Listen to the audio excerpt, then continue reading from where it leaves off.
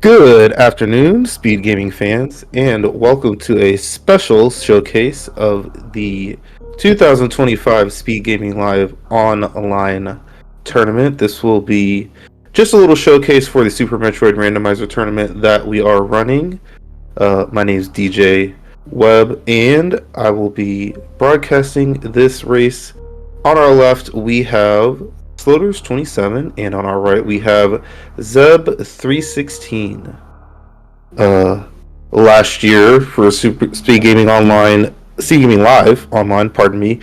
Map Rando was the Super Metro randomizer of choice. Zeb was the winner. The year before that, in 2023, we had a tournament similar to what we'll have going on this year. Few differences, but Sloaters was the winner of that. So we have some very, very accomplished and high tier runners on your screen, and I will be doing my best to take you through the match. I will also try to give everyone who may not be as familiar with the dash randomizer that we're using here a little bit of an overview of both the randomizer and as well as the tournament mode that we are running this year. So these two runners should be off and running shortly, and I will start off by telling everyone here that looks like Slater's had a little bit of an issue there. Thought we were going. But this year, our tournament is a singular mode. We are running major minor item split. I'll get into that in a second. Area randomization, as well as bosses are shifted. So major minor is an item split where there are two distinct pools of items in the game. The unique items as well as the E-tanks and reserve tanks are in one item pool, and the ammo items are in the other pool, missile supers and power bombs. For the most part, those are vanilla locations, so if you go somewhere where you would expect a missile, super, or power bomb in the vanilla game, it should be one of those in this one. Same for the other pool. There is one difference in the wreck ship right super. It is a major item location. The E-tank at high jump is a minor location. That was done several years ago for balancing purposes. Basically, wreck ship needed to have more items and Norfu needed to have fewer. And that was the easiest way to do it, especially considering the high jump boots are right there, and it's basically just two free majors. So those are the only differences you would expect.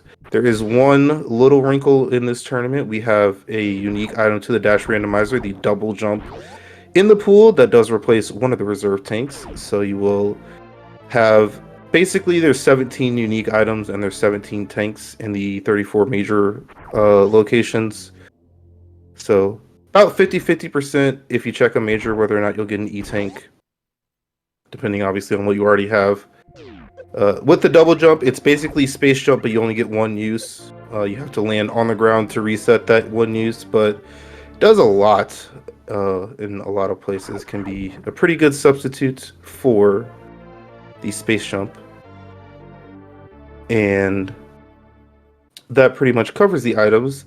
Area randomization is something that you'll be able to see here on the screen in a little while. We currently have Morph Ball, which was at its vanilla location, a missile and a super, and an E-tank there, which was also normal find in the Brinstar ceiling.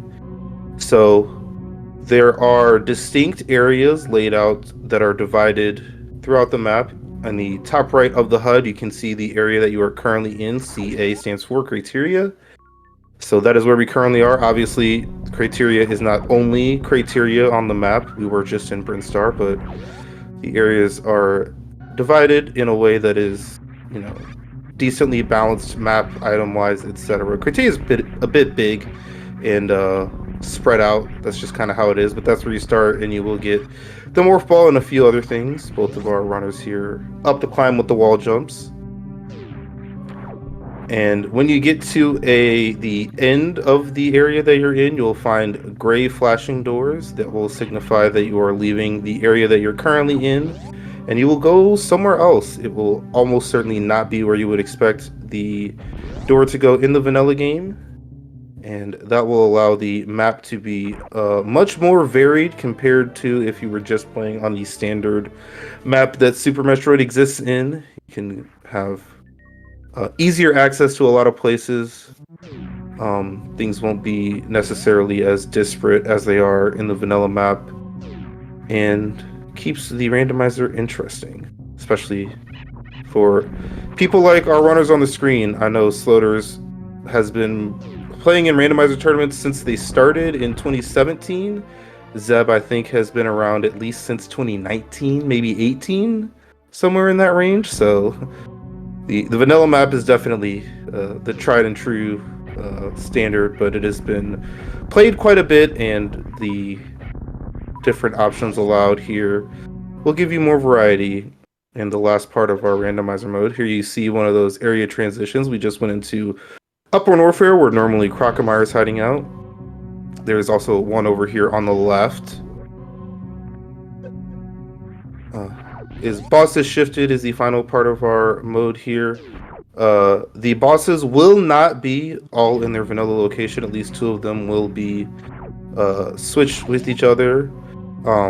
However, when you kill a boss, it will unlock the grade doors for the boss area that you are in. For example, if we were to find Kraid's lair, killing the boss would open Kraid's closet. There is a mode called Shuffled where it is not the case. You have to kill the boss and they open all the vanilla grade doors.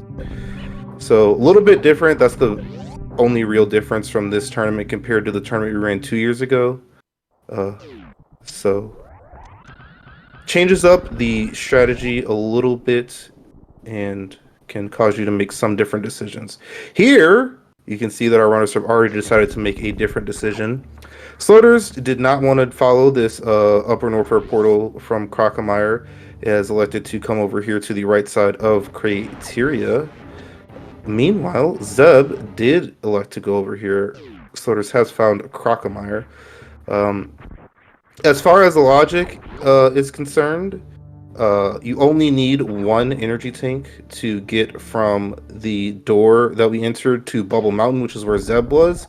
And because we do have this speed booster, you are actually able to just run over here pretty much for free to get over to the left side of Upper Warfare, what we call Business Center.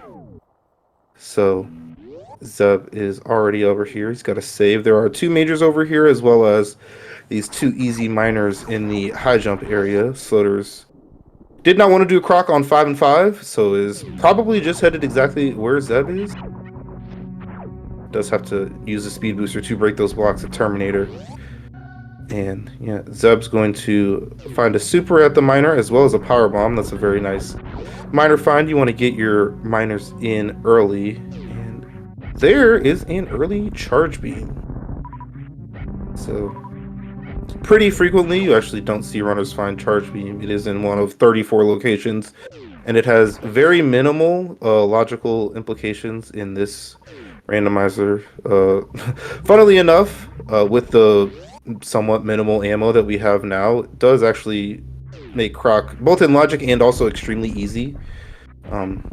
2 steps back for every charge shot, and you don't have to worry about running out of ammo. So Zeb has pulled out with a little bit of a lead here, having immediately come to this Upper Warfare area, and does look like he wants to get this ice beam check in. It is 2 E-tanks or Vario, logically. Obviously, we don't have the latter. But with 1 tank, you actually are able to get in and out. It is extremely tight. That's why the logic requires 2. And obviously, if you do get either an E-tank or a Varia, that'll make your path back quite a bit easier. So Sub does have a save. He's got 1 tank here. See if he can nail this strategy. That lava dip isn't the greatest, but especially with speed, making the first part faster, this is doable.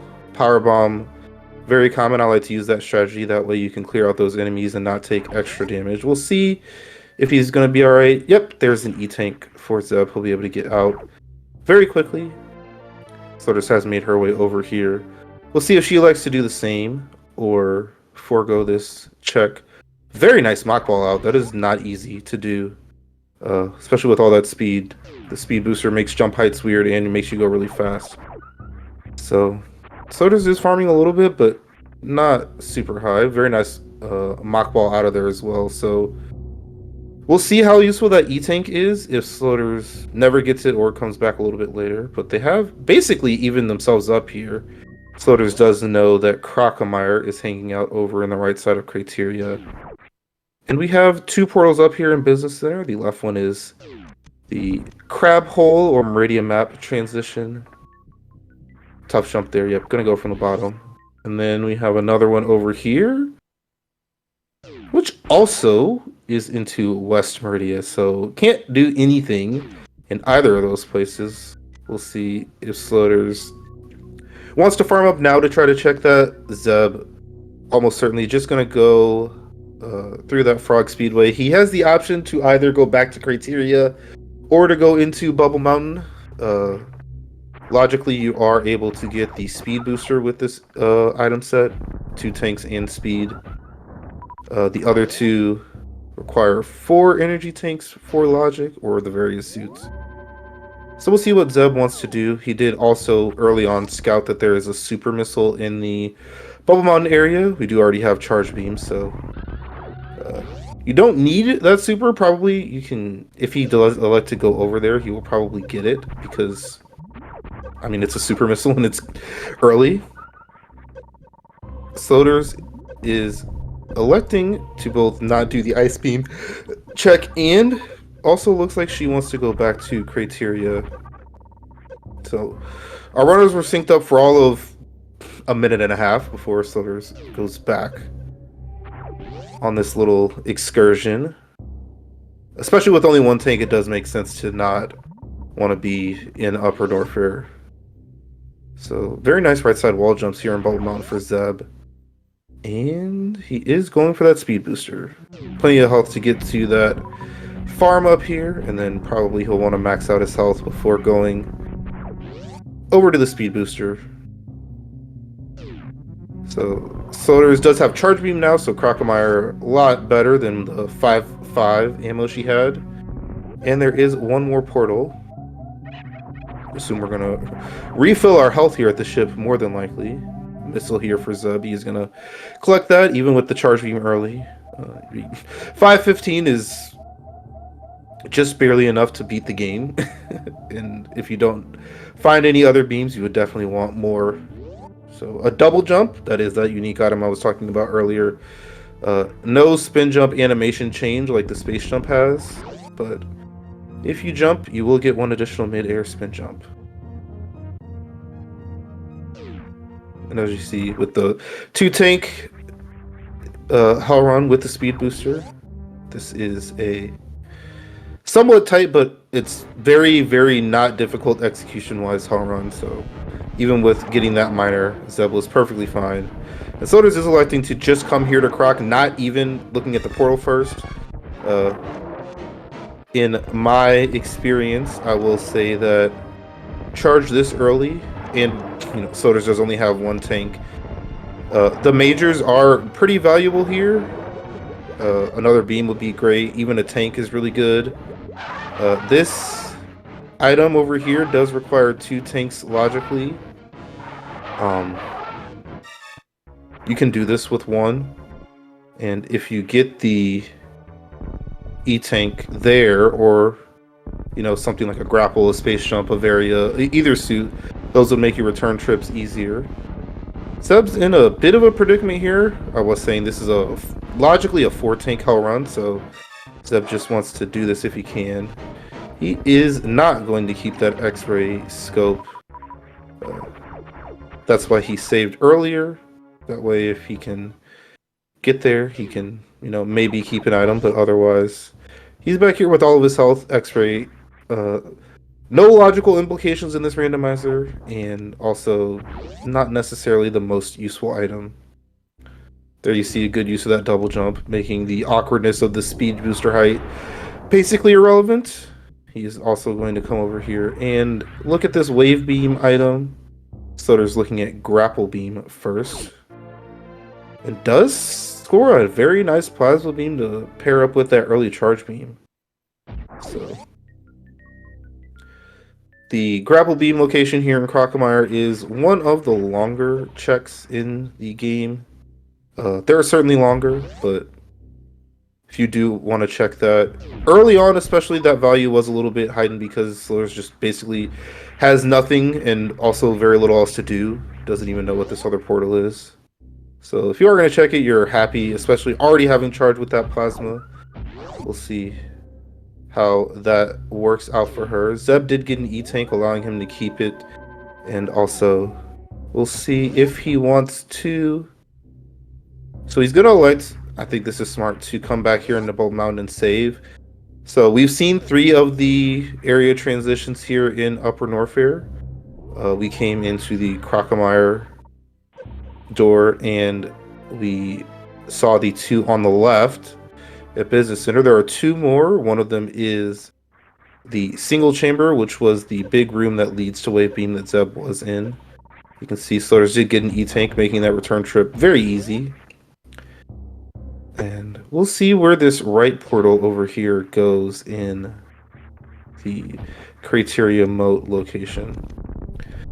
Did need that power bomb, that's why she didn't check this early. And we've got that speed booster, so no need to do any fancy CWJs, just a horizontal spark.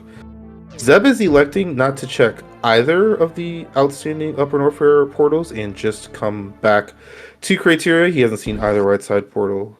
Ooh, it's an ocean fly. Funnily enough, coming into a third West Meridia portal already early. We've seen the upper right one at Pre-Aqueduct. We've seen the map station. And now we've seen this one. Sloaters can freely fall down if she wants to. She is electing to save. That is not a save station in the vanilla game. That was added to this randomizer specifically for area randomization. That way, if you come up here, you can save and potentially check. It is always in logic to fall down from the top. That item at the Crab Super is also always in logic if you can get there from the top.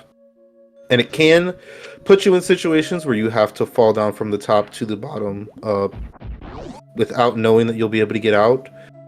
That is one of the reasons that that safe station was put in there. And Sloaters finds the portal that Zeb did not check over here at Single Chamber.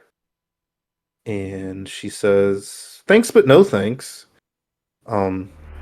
Think much better would have just been to turn around. She can just go over to that Meridian map portal and end up in Business Center. That would let her clean up the Ice Beam check, which she didn't do, and then also potentially go back and do those checks that Zeb did in Bubble Mountain. We know that the X-Ray that Zeb didn't get is a little bit more valuable having plasma, but otherwise double jump is nice, and there is a tank there. But right now, the only 2 ways that we have to get out of this Upper Norfair West Meridia Crateria loop that we're in are the last Upper Norfair portal, which is the Chronic Boost, and the other one would be Meme Route down in Blue Brinstar. We did not have power bombs early, so we were not able to check that when we were down there. So we'll see which one of our runners gets to either of those first and which one it is and where we end up going from there. This is a somewhat tricky start. Zeb very, very well handled those Upper Norfair checks and didn't spend a ton of time there. Sloaters with a little bit of Crateria back and forth, as well as not doing this Ice Beam already, has a little bit of ground to make up. Zeb is also going to come over here and get this Plasma Beam. So, no difference there on the Crocomire. And then Zeb can just go into Upper Norfair from Single Chamber and then use that to go to Chronic Boost. I think I would expect that more often than not rather than going the Meme Route, although both are pretty viable in my opinion considering the health situation. Sloaters is trying to farm health here. Did take a hit. So I'm curious to see how she wants to handle this. This is... Speed Booster makes this better, except that it also makes it worse because your jump heights are awkward. So yeah, she had a little bit of trouble there with that haul run, and it is just going to skip this again. Now, because we're going into hell runs, that E-Tank does have value, but it is not absolutely completely necessary. And because she had already done the Crocomire check, which Zeb is doing now, this is the same amount of health that Zeb did all of this area in. So, as we saw already, doable. Sloaters is a very, very good player of this game, both on the randomizer side as well as the vanilla side. Doesn't do vanilla speedruns super often these days. I think she recently fell out of the top 20 with her PB and 80%. At the time, it was 7th. That'll tell you A, how long ago it was, and B, how many people have gotten really good at this game since then. So, yeah, she is going to be here in Upper North here, and Zeb is going to spark unnecessarily, it seems. He does have that double jump. So is this trying what we call a hypo jump, named after, I believe it's a Japanese speedrunner who goes by the tag. His tag is hypo. You have to do a very, very delayed wall jump over here on this left door, and then you have very, very little time to get a wall jump off of that. You can see it took a few tries, but she did end up getting it. I suspect because there are only 2 E-Tanks in tow, Sloaters is also going to be resetting this X-ray scope, and our runners will be even there. So yeah, Zeb. Oh yeah, I forgot he gets into West Meridian here, so he's gonna see single chamber here, and yeah, it makes more sense to not use your health here and just take Business Center to chronic boost, in my opinion. So either disagrees or he's just going because he's here. For both this Portal Hell run and the other Portal Hell run, it is 2 tanks logically, so you are equipped with enough health. Sloaters looks like she is leaving here. That will mean she will not have that double jump and also be down another E-Tank compared to Zeb. But hopefully this takes us somewhere, good and useful. Right now we've been stuck in 3 places, plus a little bit of Croc. Zeb is using this farm, which kind of isn't great because the bugs take much longer to come out of the ground and actually be killable versus other farms. For example, at the speed booster bugs in the Bat Cave.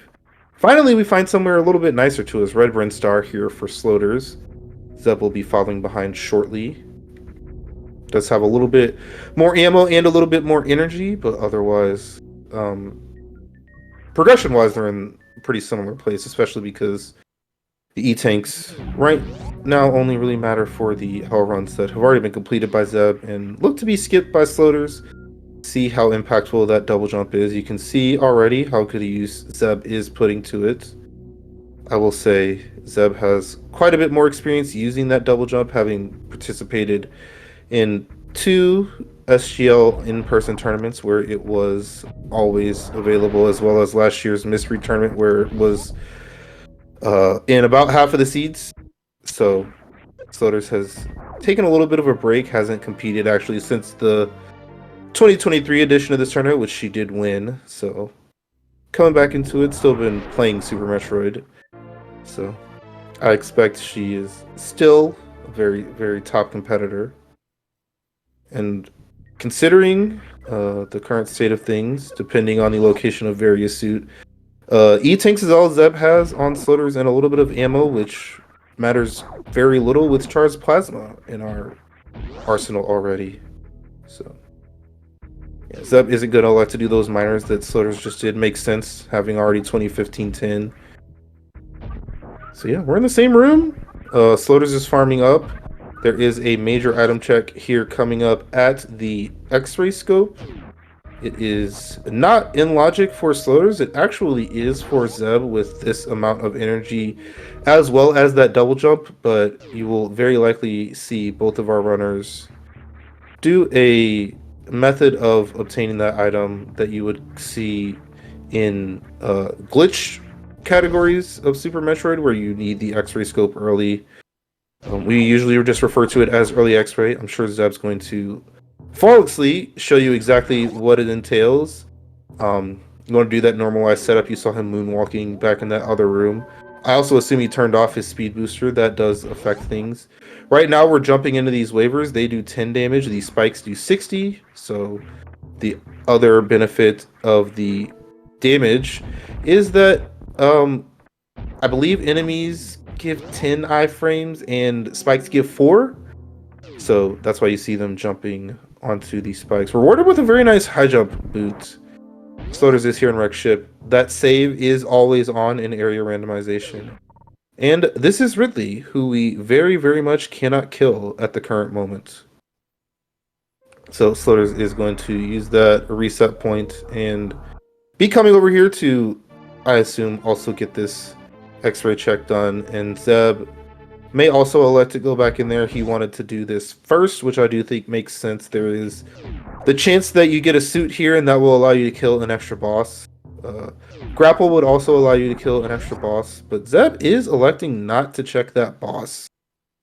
And that is going to be quite the time save here, because Ridley is very not doable here. So Zeb has looked to be in the lead for a lot of this. Sloaters has done a few skips that have caught her up positionally, but right now with that Wreck Ship boss skip, it does look like Zeb is going to have the advantage here. Sloaters is going to take this, one of the other additional saves. I do believe we've seen all 3 that were added. This one in Red Tower, the one at the top of West Meridia, as well as the one at bottom of West Meridia. Sloaters definitely ran by that on the way to the map station. So yep, without the double jump, this is the more traditional thing that you would see. That boost to get over to these spikes is one main sticking point. The other one's basically right here, but I believe that first one is tighter than this. So high jump here in Red Tower plus an E-Tank. Zeb just looked at the tube check, which put him in East Meridia, the front, which is Aqueduct. And we've got Green Brinstar down here on the lower right. One more portal over here. Zeb wants to make sure he knows what this is. And then more than likely we're going to go into Green Brinstar. And a couple of questions in chat. Not able to do Ridley because Ridley's room is heated and we don't have the Varia suit. So very, very, very... with 5 tanks, you can actually do it, but we don't have the supers that would make that easier. It's just, it would be extremely difficult to impossible, frankly, with this equipment set that Zeb has and Sloaters has. Even less with, you know, only 2 E-tanks. Saw the other thing about having those fewer tanks and no double jump for Sloaters. Did have to wait here, which was also slower than what Zeb did. So we found the back of Wreck Ship, also back down here in Red Tower. So both portals are in this singular area. So Zeb knows that when he wants to do Wreck Ship, he is going to have to come back here. And speaking of that Varia suit, there it is. Zeb does want that super. Varia would have made me say no to that super because you don't have to kill Ridley suitless because you just found Varia. And Charged Plasma is very strong.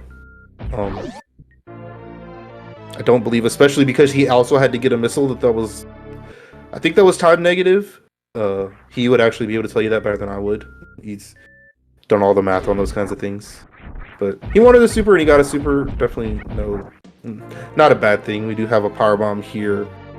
That'll put you up to 3 if you enter Turian without the ice beam and you need to kill the Metroids. 15 will allow you to do it without any need for drop luck or refills. So 3 is a nice number. It does also allow you to Crystal Flash if you need to. And yeah, so not doing those hard runs did catch Sloaters up quite a bit, but right now she is a little bit behind Zeb. And we'll see if that holds. Zeb does get an energy tank here. Hard to skip that item. Especially when you're not even going in that door to look at the miner given the current equipment set. So a little bit of an unnecessary E-tank, but it's in your way, and you know, now we're at 6 and we'll be fine. Sloaters doesn't need a little bit more energy versus Zeb, but that Varia suit negates a lot of that need. So we'll see what else this Green Brinstar has to offer us. Green Brinstar, one of the most item-rich places in the game. There are 5 majors, as well as, I believe total there are, it's like 16 items in here, maybe 17, so like 12 minors. Few of them you will literally never see in some settings. Mission Impossible, for example, you're not going to see in Major Minor, because why would you do that? Same thing typically for the Spore Spawn. Zeb got another E-Tank that he also debatably didn't need. He is in stand-up range now. Nice D-boost there. That is the best way to fix that door. I don't know of a way to do it without it. So always nice to get that. Laying that power bomb here to do the waterway, which is the speed booster lock major, but getting gravity means you do not need whatever's there. That is both suits here in Green Brinstar, and Zeb has absolutely everything he needs to beat the game. He could not collect a single other item and be perfectly fine. So very, very lucrative Green Brinstar here. Sloaters tried to get that reverse mock ball, a strategy you see in the 100% run. Couldn't quite get it. High jump and speed do make that a little bit more difficult. So, let's skin off your back here. And Zeb doesn't need to save. He can just run into this boss with absolute certainty that he can kill it. And nothing would even be difficult for him, frankly. It's not really. He doesn't know that. Dragon you can spark and you have a charge beam to kill. Kraid and Fantoon are always easy. So Zeb is looking to have a pretty commanding position here. Sloaters is probably in the realm of 2 minutes behind him. And I do believe they both have complete portal knowledge. Well, they have the same portal knowledge, and the only things outstanding to them are the back of East Meridia. We've seen the front. This lower portal here in Green Brinstar, and we have not seen Lower Norfair, so that is what lies in between those 2 portals. We'll see which direction the game sends us through as far as Lower Norfair is concerned, but the path to the end of the game is very, very simple for both our runners here. And as I talked about with Zeb's position, not needing to pick up a single item, he did not check behind Kraid. He did not check the Kraid E-Tank location. He is just going because there are basically, like, I would say Wave is still helpful because of the ammo situation. Ice is helpful both because of the stronger beam as well as the Metroids. And then Screw Attack would have been helpful here, but you have Plasma to iframe these enemies. And then Space Jump has more value for Sloaters because she doesn't have double jump, but even that is pretty minimal.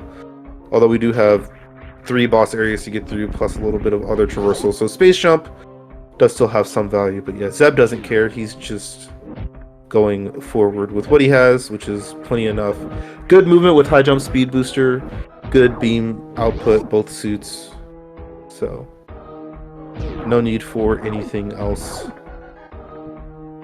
Some people like myself can be a little bit greedy checking those extra majors and trying to spike the few majors that are still helpful. There are very, very many outstanding item locations versus the few items that are going to help you. And how much they help you is quite variable, so very in line with how Zeb typically plays, to just say, I don't need anything, I'm not going to get... Sloaters has caught up on the health, and also, same decision, you know, lay that power bomb and then you see gravity and you no longer need anything, so... We're going to see these runners basically following in Zeb's path. It's the only one that exists from here. And all those skips Sloaters made in Bubble Mountain as well as Ice Beam could have put her very, very close, but the boss check in Rex ship is what finally ended up putting her squarely behind Zeb. And likely it will stay that way. The only remotely dangerous thing left in the seed is the reverse acid dive, which is by far the fastest way to East Meridia from where we are. So I do expect both runners will do that. And with both suits and all this health, both of our runners should be fine. You can see here, Sloaters did elect to come in here where Zeb didn't. Just an E-Tank, and not even collecting it, so... +1 for the major skippers here. Zeb is electing to do this Fantoon fight here, mostly staying on the left side. First round slow. Neither of our runners did elect to keep that X-ray scope. It would have been extremely difficult in both cases. So no microwaves here, but Zeb looking to go for a 3-round here. Let's see if the Ghost decides to cooperate. Do you think he needs to get a pretty decent Doppler? That should be good enough. I don't know exactly what he's on, but he's gotten a slow on the first 2 rounds, and this is also almost certainly a slow. Left mid is extremely uncommon, so a little unfortunate here. And his initial shots have been a little bit... Ooh, yeah, missed that super. He was not getting the 2 and 2 on several of those rounds like you usually try to. Finally got a right side pattern. Oh man, the quad slow. That's gonna hurt if this race ends up being close. There are... how many people are in this race? I think it's 7? No, it's 5. There are 5 people in this race. We're only showcasing 2 of them. Farfulu, Nitro, and Kupo are the other runners that are in this race. Very, very stacked lobby here with only 5 players. We have 2 previous tournament winners in Sloaters and Zeb here on the restream. Nitro, who is extremely talented, a little bit newer than the rest of them, and Farflu as well, extremely talented.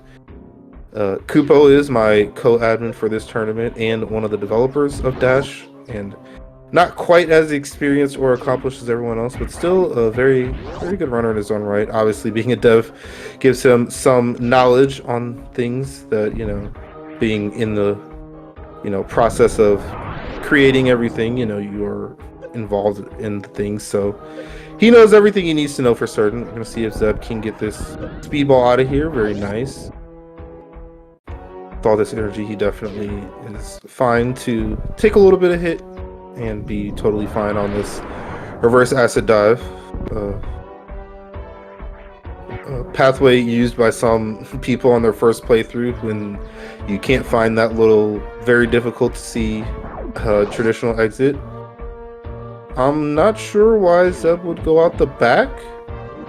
He should know that he can just go to East Meridia from the front. This is strictly not the fastest path to the end of the game. I'm very surprised Zeb is doing this. Sloaters was probably 1 missile away from a 2-round over here.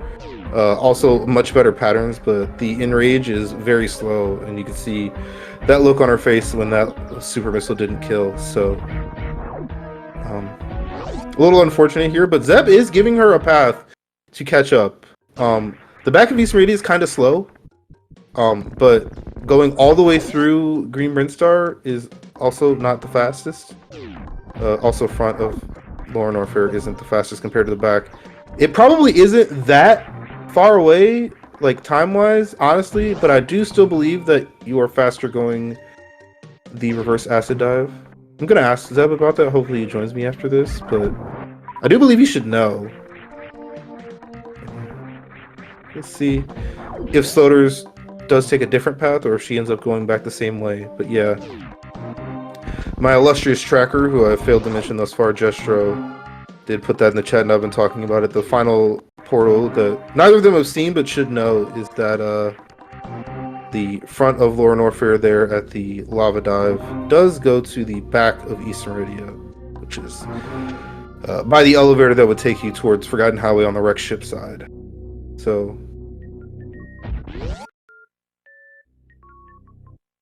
we'll see what Sloaters elects to do. Nice speedball here as well for her. I'm actually questioning myself right now because that seemed really fast.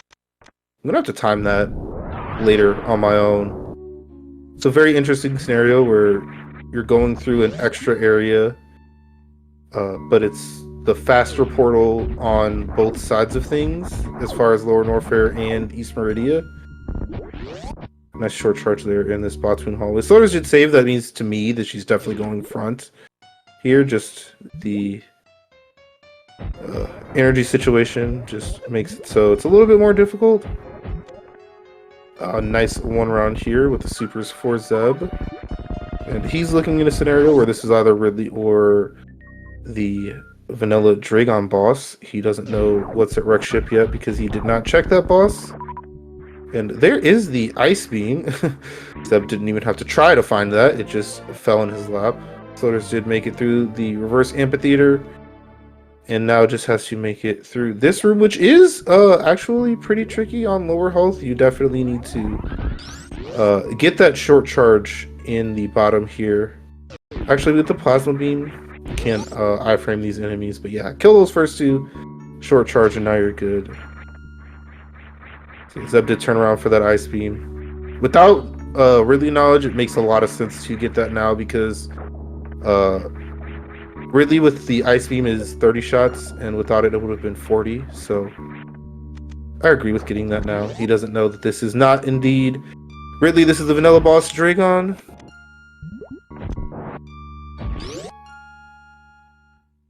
And we'll be able to kill this more than likely with the Shine Spark method that you see in every speedrun that has speed booster except for GT code categories, I believe. Dragon, strangely the only boss that does take damage from Shine Sparks. Don't know why, especially because this runway is not long enough to charge a Shine Spark without doing what we refer to as short charges. So the developers just kind of left that in there, and we're all the better for it, frankly, but see if Zeb can get this 3 spark going. Oh. A little bit of trickiness on that charge. And now Dragon is being... He still had his charge. Okay. A little bit of shambles here on the Dragon fight, but yeah, probably just those 2 charge shots here. Sloaters does have to be careful here. She has 66 current energy, and the Evers are pretty tricky to dodge, frankly, and do 30 damage, I think.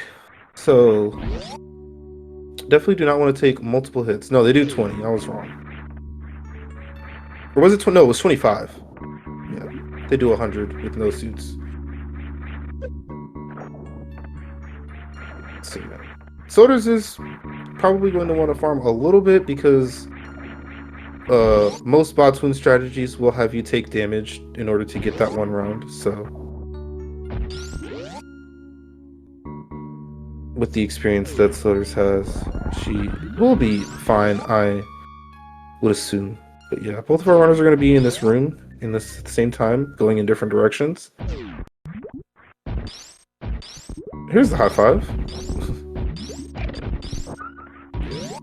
All Zeb has to do is come out of here into Red Tower, go kill Ridley in Wreck Ship, and then our path back to Turian is going to be that Chronic Boost portal at the top of Red Brinstar, over to the Croc Door where we initially came in Upper Norfair, and then that's right next to Turian in Criteria. So there's with a little bit of trouble on that Botswoon, especially compared to Zeb's 1 round. Sometimes the patterns aren't friendly, sometimes the supers just kind of miss. Botswoon's hitbox notoriously annoying and kind of bad. Sloaters probably was just going into that hoping it was a tank, but the Ice Beam is a very, very nice prize. Again, extra beam damage. You can see that last part of the HUD that I didn't mention. Features a number which will tell you how much damage the charge beam does. Regardless of whether you have charge beam, there are options in the dash randomizer where you can give yourself weaker charge beams that you have from the beginning of the game, so those numbers aren't necessarily what you would expect from the vanilla damage of beam. We are not utilizing any of those in this tournament. Nice full halfie here for Sloaters. Zeb didn't get that one. I do assume he tried to do it, but Sloaters had to do some farming to make sure that energy was in a good place. She does know that this is Dragon, so you do want energy to be able to do the spark kill that Zeb showcase at the beginning. Had a little bit of trouble and finished with the charge shots. And yeah, now we're going to see a 30-shot Ridley fight. Because supers do double damage to Ridley, they also do 600, so you don't need to do any, math. You just have to count to 30. Patterns aren't being the friendliest here. Zeb handling it decently well right now. Ridley is variably manipulatable, but he can do some funky things. A lot easier to manipulate with a screw attack, but we don't have that. Oh my goodness. I was looking at Zeb, and Sloaters died to Dragon, and what I assume was chain damage. She's smiling, but obviously that is not a good thing here. Did save recently here in the lower Norfair, but that's going to be quite some time loss, and I will also say Sloaters, being one of the best runners that we have in our scene, has a lot of race time points on the line in this race. She's actually going to elect to just go back through the back of lower Norfair like Zeb did. So is going to at least go forward and trying to finish this out for the time being. But yeah, Zeb, who was already in a commanding position on our restream, looking to be even further ahead. That is the fourth of 4 G4 bosses down, and he just needs to, like I said, make that trek from Red Tower to Upper Norfair and then to Criteria for a quick little dip before we go into Turian. Turian will be very simple. We did find that ice beam, so you can plow through those Metroid runes. You have plenty of ammo, as well as a feature of area randomization that when you enter Turian, the elevator completely refills every one of your resources. It's basically a ship refill, and it is infinite. You can go up and down that elevator and it will always refill you. Not that we need that in this position, but for example, if you ever are in a power bomb Metroid situation, you can just use that to refill power bombs. So yeah, Zeb's gonna run towards the finish here. There's basically nothing standing in his path, just has to execute all of his strategies from here, and Sloaters will see how she ends up placing, but I'm curious to know how Zeb is doing compared to the rest of our racers. Find that out shortly. Probably about 8 minutes out from finishing this one. Very nice time looking here. He'll be entering Turian around 46:10, which is very, very quick seed. Zeb didn't struggle with anything in this seed. The Upper Norfair Hell runs were unnecessary, as it turns out. So if you completely forego those and just go into Red Burn Star, that would be a way to make this a little bit faster. But given where they were and how much information they did not have, it did make sense to go, ahead and do those. And not getting plasma, if you perhaps, if you didn't find Crocomire. Frankly, you didn't have to find Crocomire at all in this seed. Probably, I think the fastest route probably does get that plasma, just because who knows how good or bad the ammo was in this seed. We had charge basically immediately, and plasma was shortly after for Sloaters and a little bit longer after that for Zeb, but we've only seen he's picked up, what is that, 12 ammo items total. As you can see, Zeb didn't really care about his supers. He is one off, but with this beam combination, your ammo is only relevant in the sense that you can kill Mother Brain 1. Mother Brain 1, the only boss that doesn't take damage from charge beam.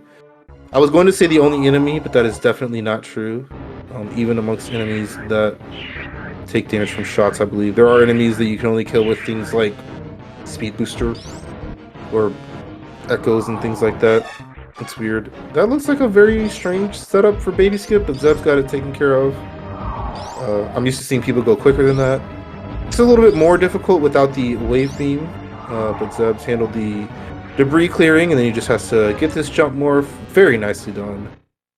Um, some people call this the boomer skip because there is a newer and faster version of the baby skip. I think that was discovered in 2022. So just about 3 years ago, coming up here soon, actually. But it is difficult to perform. I've heard that it's not necessarily any less difficult than the traditional skip, but it is faster. Except with the Zeb skip.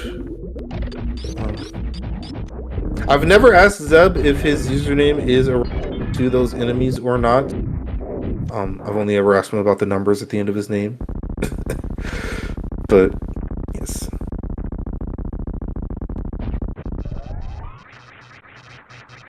We just have, this is a 30 charge beam, 30 charge shot fight.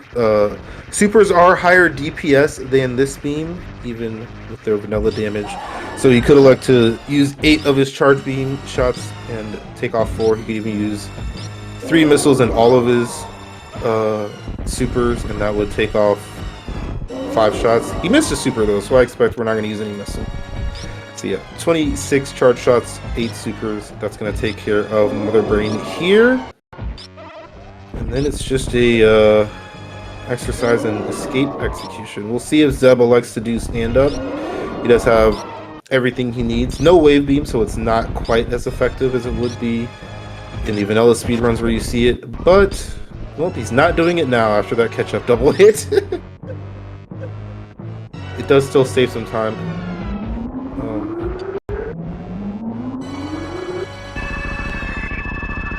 Sloaters only has 5 tanks, so is also definitely not going to be doing that. Yep, Sloaters going to be getting in the wreck ship here to kill Ridley. Zeb waiting on this cutscene to fight all phases of Mother Brain. The dash randomizer.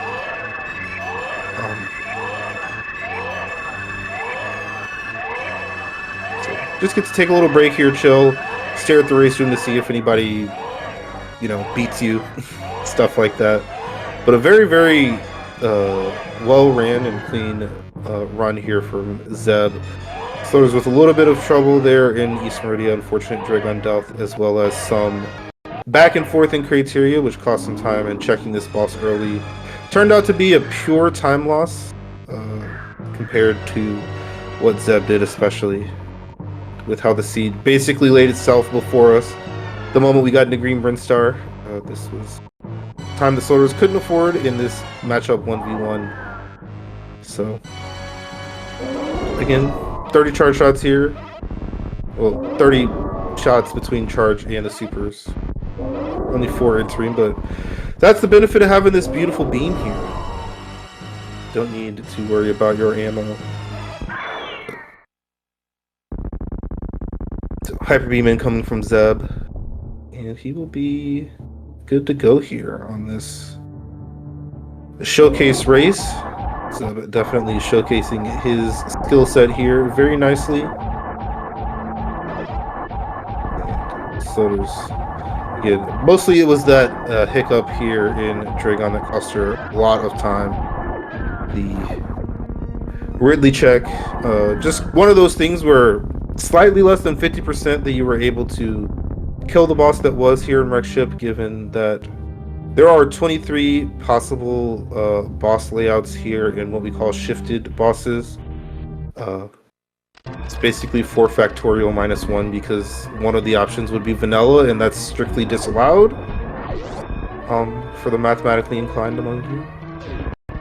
So 11 of the 23 outcomes have either Kraid or Fantoon here in the Wreck Ship, because the 12th one, basically the vanilla layout being disallowed removes a Fantoon from being here that would otherwise exist.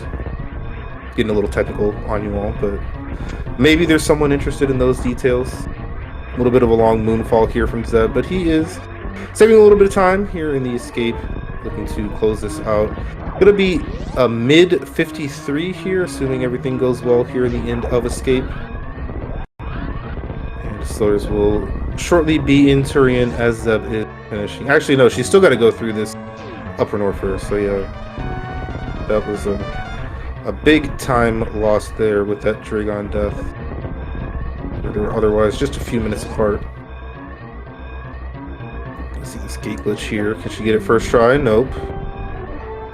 Alrighty, and Zeb is finished. He is in there with an official race time of 53:26.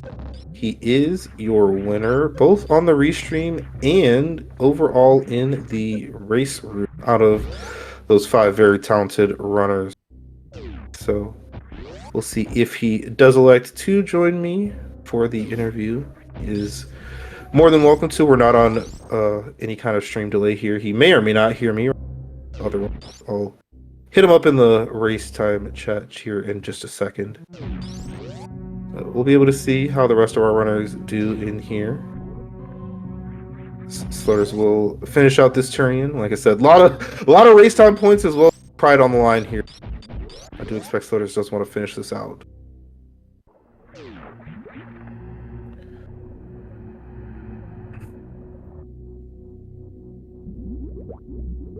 Alright, and there he is, our winner of this showcase race, Zeb. GG's. Yeah, GG. That was a very, very nice run. Really clean overall. Your route was basically as good as you can reasonably hope for, in my opinion. Obviously, the bubble mount stuff was not necessary, but, you know, kind of whatever. Yeah, I actually felt, like, not good about that race, because I felt like the route was so straightforward. That if you don't do the bubble mount stuff, I thought that you would just beat me, so... Yeah, it was one of those things where, you know, where you are, you either had the option to do the hell runs or go back to criteria, basically, and also you could have skipped them and just gone to chronic boost or single chamber, but especially that chronic boost hell run kind of sucks, and you never know what's in criteria. So, yeah. Yeah, I normally don't love doing the bubble mountain hell runs on that low of energy, just because it takes so long. Like, I was saving between each run, and I had to reload once, so... Yeah. I generally feel similarly. The speed booster with the, you know, with speed and the tanks is easy. The other two really aren't. So it can get really slow if you don't get tanks or Varia. Yeah, and then I made the decision to leave those 2 portals there. The 2 right side upper Norfair portals. Instead of checking either of them after getting all of the items. Which I think, I like that decision, I think. Yeah, leaving 2 portals instead of just 1 is kind of like, you're probably going to get back there at some point. And I think that just going into the criteria portals is kind of faster with how much farming I would have had to do. Yeah. And you had both double jump and speed booster, so no CWJ or anything. I'll let you in on a secret that I told the people here in the restream. I actually already ran this scene earlier, so I could have a comparison. I did horribly because I'm bad, and also I tried to make a play that didn't work out. So you beat me by 16 minutes. That sounds about average. About normal. Yeah, so I messed up the ice hell run and had to farm a bunch of crabs in Meridia to try and do that. And then I messed up the wave hell run and went back to Batcave to farm. And then I checked the wreck ship boss, which you didn't do until the very end. Saw it was Ridley, got Varia, went back to wreck ship and full cleared it. Yeah. So it was very bad what I did. I expect everyone will beat me in this race, honestly. I got a 109. But yeah, the top of wreck ship is grapple and spring ball, and I was like, just give me ice beam, and then you like have to do this, and I'm happy, but clearly that's not how it worked out. Gravity's just there in Green Brinstar. Yeah, I was really happy to see ice beam too at Bawoon. I was like pretty thrilled to see that because I haven't like everything. This is my first Super Metroid in like months. I didn't even like warm up beforehand. I was just like just go in like completely raw. And I definitely felt it, especially during the beginning of the race. I was definitely making a lot more movement mistakes and stuff with that, so I really didn't want to have to speed Zeb skip. I was thinking about trying to pick up enough ammo not to have to worry about it, but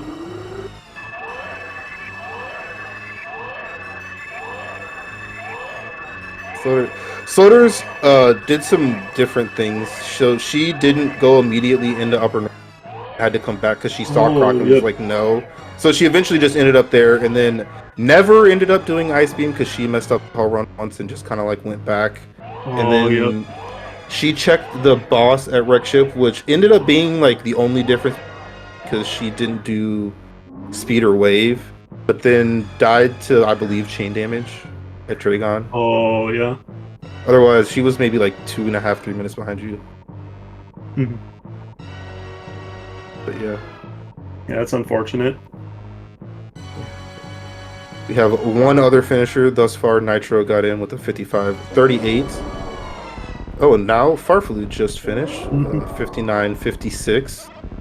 Can't see by the timer on screen that people, the SG delay is a little bit behind where we are in the real time. Yeah. I didn't realize you hadn't. So you like haven't played Super Metroid since I assume the Map Rando tournament. Yeah, basically. Like I've been doing other stuff lately. I've been pretty busy, so just been playing other games, enjoying life outside of Super Metroid, which I didn't realize that was a thing until like a couple months ago. So. Every now and then you gotta, get outside, touch a little grass, but excited for the tournament upcoming. Obviously, you've been around for a while, had a lot of success. We'll see how things go for you on this one. It was a very good. If you haven't played in 2 months and you just beat all of us by at least 2 minutes, that's pretty good.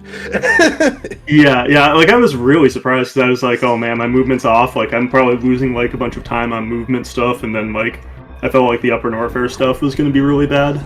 So I was like, when I got into Torian, I was like, well, at least I got into Torian before anyone finished.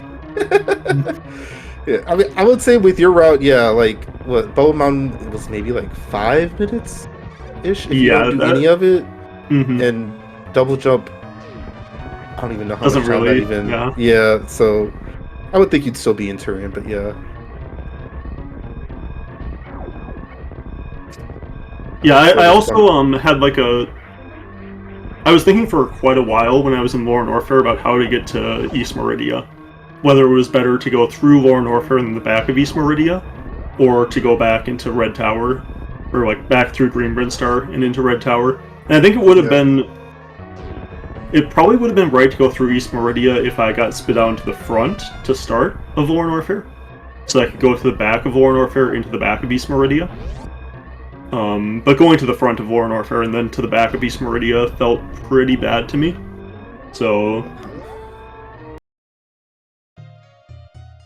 Yeah, I was critical, and then I saw you do it, and I was like, there's no way it's, like, number one, so, like, when I played it, I just went to the front of Lower Norfair because it made sense in my head without doing that much thought. There's no way it's that much faster if you do what I did, and frankly, what you did might be faster. I'm going to look at it because I have the video footage to see what you did versus what I did. But Sloaters is finished. She got 4th place in here with a 101.21. Kupo still coming in here, and again, I do expect he's going to beat me too. I don't know how he could be that far away, especially considering how bad I played this. But we'll see. See if she also wants to jump in here. But yeah, thank you very much for agreeing to be on this showcase for me. It was pretty cool. You won SGL Online last year. Sloaters won it the year before, so that was pretty cool. Yeah, I was a little worried I was going to embarrass myself after having not played for so long. Like, I didn't even bother using a map tracker because I always do it in my head. And I still don't know how you do it. It worked out fine. Like, I can do it, I just think I would be worse if I didn't, and I just tried to remember it all. Yeah, I think when you play with a tracker, a lot of times you narrow in on one route. Like that, you're like, okay, I need to get from here to here, and then you look and you have to like figure out the route kind of, and then you'll like narrow in on one. Where I think when you keep it in your head, you can kind of like have the whole picture of the map like already like created. So sometimes you see a little bit faster of routes in that way, like because when you're looking at like a map tracker or like sometimes you like there's like an extra connector, but it's like a really fast one. And sometimes you're like, well, it's hard to see that sometimes with the tracker, I think. Yeah, you're like envisioning rooms and paths where like what I would do is just like, count, like, you have to trace backwards. Like, I'm in Lower Norfair, then I need to go to Green Brinstar, and then I need to go to Red Tower, and then you need to go to East Meridian. But like you said, the Red Tower is very short, and the parts of Lower Norfair and East Meridian aren't the fastest. So. Yeah, I'm not totally sure on that one. I felt like what I did was faster there. But I'm not totally sure. Like, there are 2 elevators going to the front and then the back of East Meridia. Yeah. Where there's only one with Green Brinstar. But and I hate the back of East Meridia. Like, those rooms are terrible. Yeah. So that kind of played into it too. I was like, I just don't want to go through those rooms. Yeah, if you have space jump, I think actually that would have made a huge difference as far as going to the front. But that was not the case.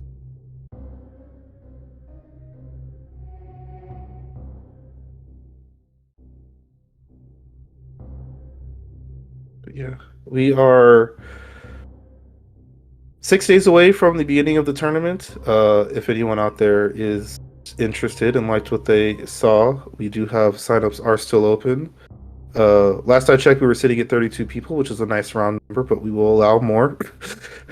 It will slightly disbalance a few of the pools, and probably those people won't be the happiest. We'll see. But we could also just end up with 32 exactly, which will be a very nice round number. I will say that Kupo and I are working on the seating right now. So as soon as all the entrants are finalized, that should be available very soon. Other than that, I'm assuming I'll be the 1 seed. That has not been decided yet. We're tinkering with how we want to do things, and I don't know what formula we're going to go with. Basically, I will share this insight with you.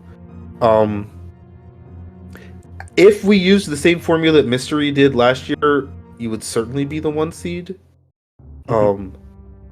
If we use a combination of like average finishes, that favors Sloaters slightly, like very slightly, but she has entered quite a few, like she's entered a lot less tournaments than you. Some of that is due to in-person SGL tournament, but she also just didn't play last year. And then we've got some other things that we're tinkering. So I don't know. The lowest you would be is, 3, but I don't even know if you'd be that low. I don't know yet. I strictly don't know because we haven't figured out exactly what we're going to do. Obviously, like I said, you've been very good for very long, as has Sloaters, and then MM2 also kind of popped off last year. Yeah. So I can almost assure you that those will be the top 3 in some order. But you made a strong case today, having a very strong showing. Can't say this will or won't. Can't say this will or won't affect things. Maybe I'll have it better affect things. If I'm at number 1, I'm riding. We'll see how everything pans out. I will say that I'm definitely not going to change things based on bracket paths, but I may change, like, if I think that, like, like some people play like every single year multiple times, and then some people never play. Like you and Sloaters, for example, who like never. Like, yeah, I don't think I've played on the lower Sloaters since like Rat season 1 or 2 or something like that. One of the seasons. Which is I think that was a finals match. It might have been season 2 or 1. Yeah, I think it might have been the first one that I won. I beat Sloaters in the finals, but that's a long time ago. Yeah. 2019, 2020, probably 2020. Yep. So we'll see how everyone ends up panning out in this tournament. I know there were a few people out of town that definitely would have competed in this race that I would have liked to see. But yeah, thank you for joining me. Thank you for the race. Thank you everyone who ended up watching. I will point out that Jestro gave Zeb and Sloaters, our runners, a shout out in the chat if you follow them and see some high octane Super Metroid Randomizer action. as well as Jestro, our wonderful tracker, and myself on the commentary booth here. Look forward to lots of exciting matchups. We have a group phase that will take place during August. It's a double round robin group format, which just means you play 2 races against everyone in your group, which is a little bit different than what we typically do. Sometimes it's straight bracket. We've had Swiss tournaments in the past. I felt like this one allowed a lot more schedule flexibility, so that if you weren't, it's summer and people go on vacation, stuff like that. Mm-hmm. We'll see how quickly people schedule matches. Maybe things are front loaded, maybe they're back loaded, maybe it's easy. Yeah. Yep. Until then, Speedgaming Live Online does also officially kick off on the 1st of August. I think there's something like 10 to 13 tournaments. I know that our start date is August 1st. I don't know how soon anyone else has started, but if you are a Speedgaming fan of randomizers of various games, I know there's a bingo tournament for Odyssey. I think there might also be some vanilla tournaments. There will be a lot of fun action coming your way here in the coming months, which will also lead up to an in-person event in the end of October. So thank you all for watching this Super Metroid action. We'll be back with you soon, and until then, we'll see you next mission.